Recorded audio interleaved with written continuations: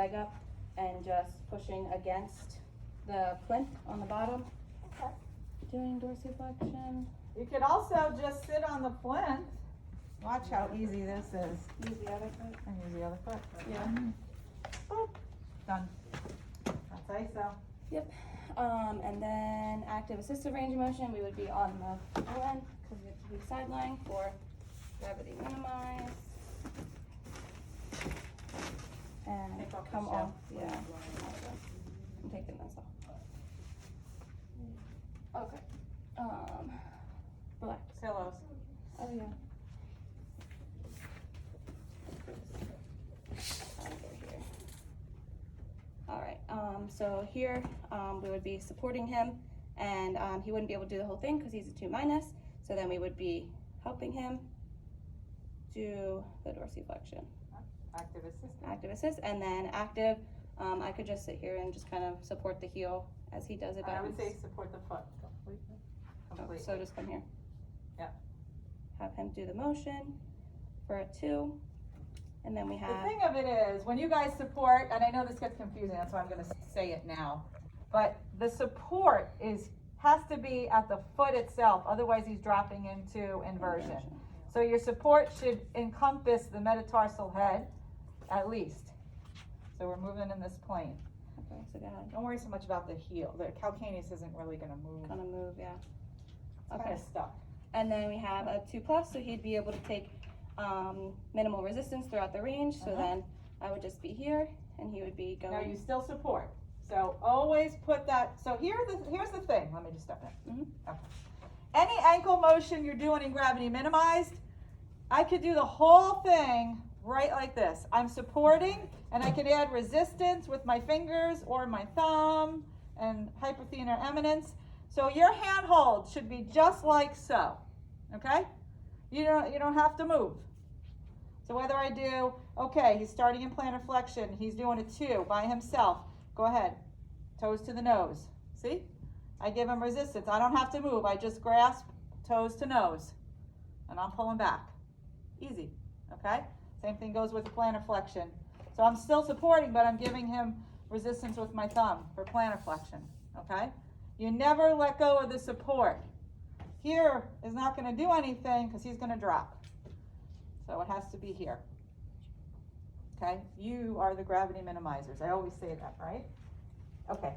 All right, so then we have the minimal resistance throughout. So he'll start in plantar, and then he'll go to dorsiflexion, giving him resistance with these parts of my hands.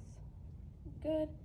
And then we would move, if he were to be a 3-, we can have him sit off the plinth if he can. We're not really, we don't need the towel under the leg because we're not doing anything with the knee, right? Nope. Okay. All right. So then we're just here, so we would be against gravity, and a 3-, he wouldn't be able to go through the full motion. So then I would be here and I would just be helping him. He'd be able to get halfway, and I would just be helping him up against gravity. And then he would get to a 3, active range of motion. He'd be able to do it by himself, making sure there's no eversion, inversion as well, compensations.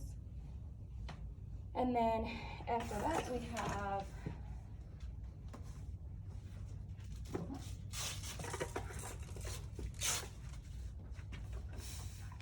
You guys are pretty snugly. yeah. So make sure you work with your weights. And we have straps if they don't stay on, and we have a very small foot. We can use some more straps.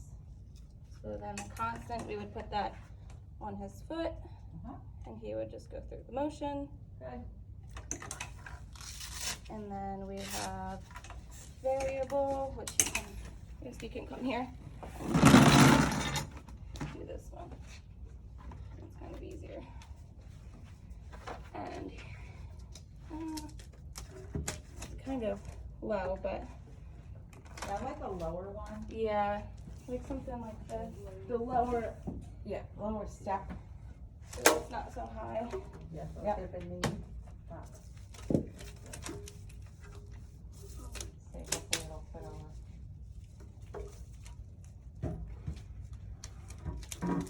Just disperse it, so yeah, it's not a tourniquet. And they could use their shoes. Shoes are a little bit of weight, remember, but it also adds cushion. So if you want that, So this would be there you go. Yep. variable, yep. Perfect. Doing the dorsiflexion. Yep. Okay. All right, and then we have our open chain. Where's the rocker board? Close Or Yeah. closed chain, I'm sorry, yeah. That's okay.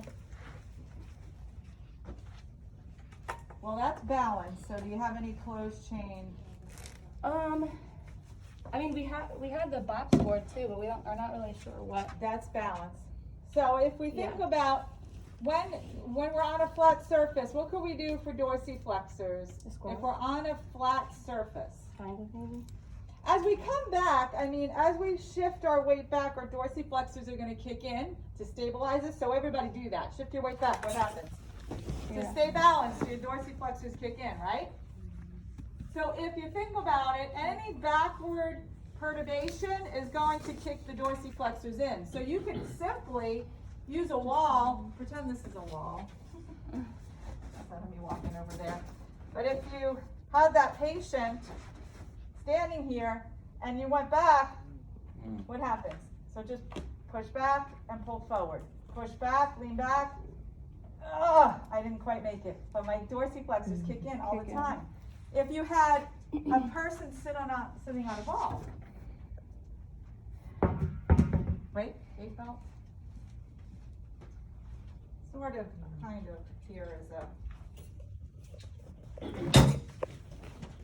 balance, but I just want to show you how dorsiflexors kick in. Thank you. When you get a person onto a ball, let's just go through this. I'm going to eventually sit, so I'm going to have this close by. But what you want to do is you want to stabilize the ball for the person. So if you face Sean, and I take the gate belt and I help him to sit down, he's secure, okay? I can kind of manipulate him if I want to pull him back, so give those feet a firm grasp to the floor. They'll let me pull you back. His dorsiflexors are going to have to kick in and come forward. Okay, now watch. Pull yourself forward. His dorsiflexors are kicking in when he pulls forward. So I pull him back. I'm fighting his dorsiflexors eccentrically. Pull forward, and he's using them concentrically. Okay, so just another